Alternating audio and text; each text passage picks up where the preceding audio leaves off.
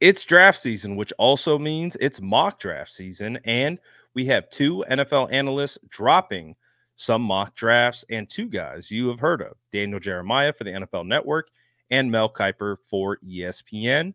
And both of them have the 49ers addressing the trenches, but each on different sides of the football. So let's get into it right now with who Daniel Jeremiah took, and then we will talk about who Mel Kiper has for the San Francisco 49ers at pick 31. But back to DJ. DJ's pick I really like. He has the San Francisco 49ers taking Chop Robinson, the defensive end out of Penn State.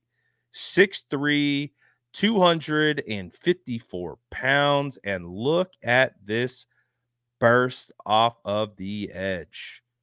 Yeah, that's the type of speed, bend, and swipe. Look at that. Look at that havoc that Chop creates with that hit. Obviously, the San Francisco 49ers were able to go out and get some edge help in Yetur Gross-Matos and Leonard Floyd. But, man, to be able to go out and get a young player of this caliber that you could put on the edge opposite side of Nick Bosa, could use as a situational pass rusher, obviously would be fantastic. I'm actually surprised to see him here, to be honest. I wonder if it's because he's perceived to be a little bit raw coming out of Penn State as a junior, or if it's just a situation of there's so many good tackles in this class that a guy like him is going to just slide and could fall right into the 49ers lap. In my opinion, I didn't really necessarily see him falling into the 20s, but if he goes all the way through the 20s to the 49ers at 31, that's absolutely a move that you would be running through the streets very excited about if Chop Robinson was going to be a 49er. Again, just that one clip there.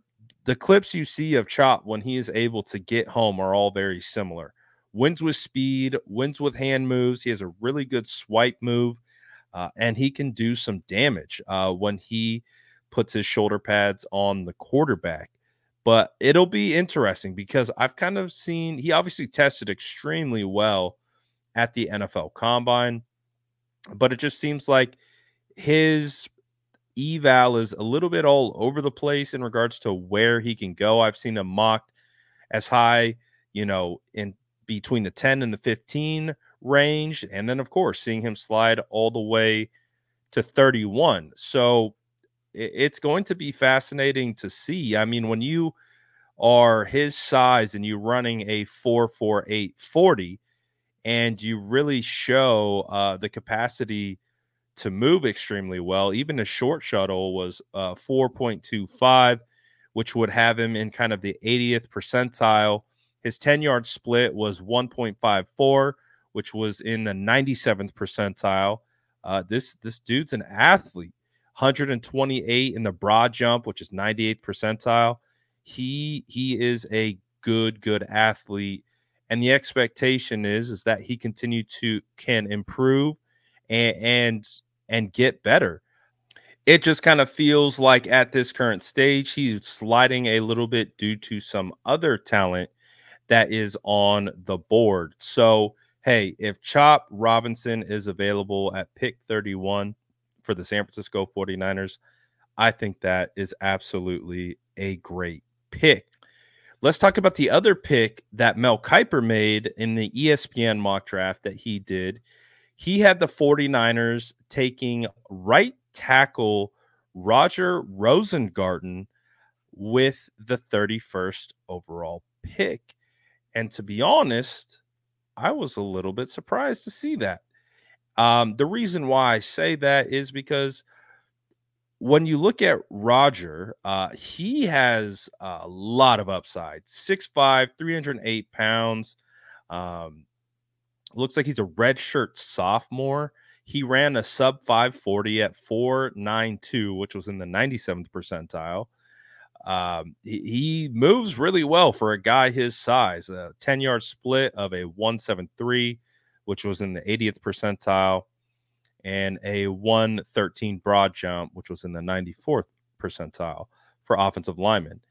And he does some things on tape and movement ability. We're like, yeah, this guy has some legit potential. And I'm going to show you here some of the potential that we're talking about, because you can see some of the moves that he's dishing out. You can see his pass set, not bad. You see he's got the little snatch move right there, getting the guys on the ground.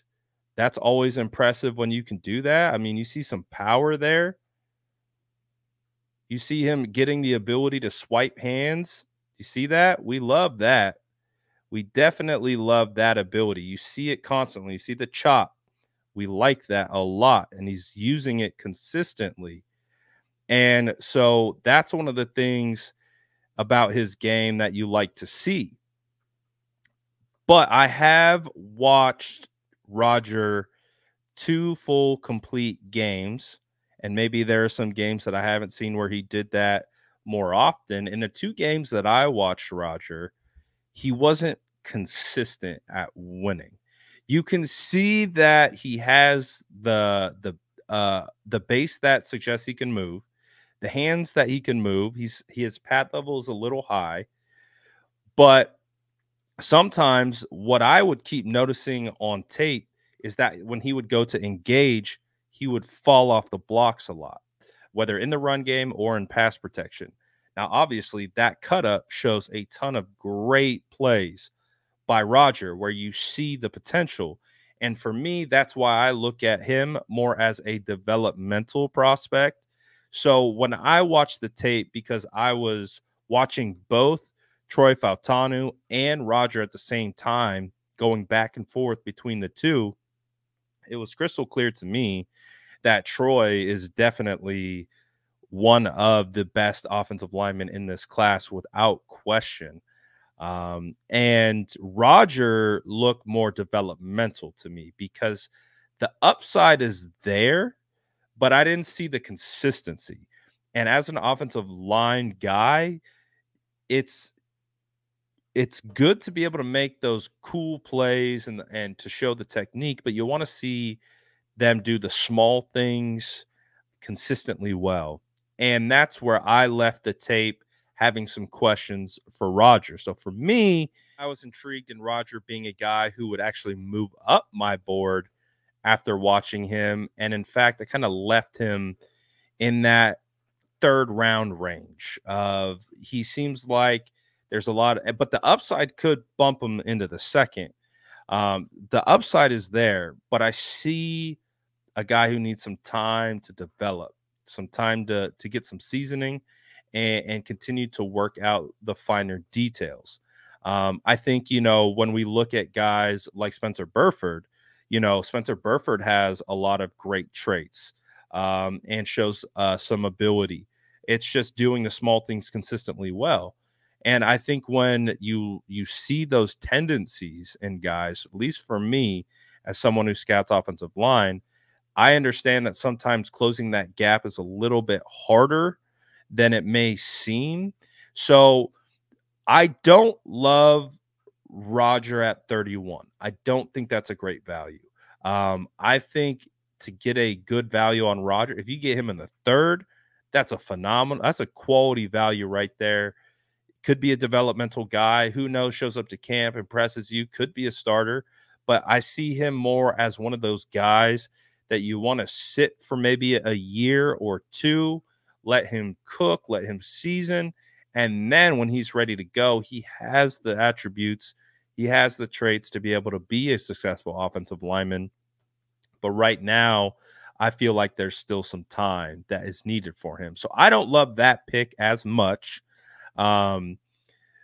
Just because I think it's a bit of a reach for the things that I've discussed.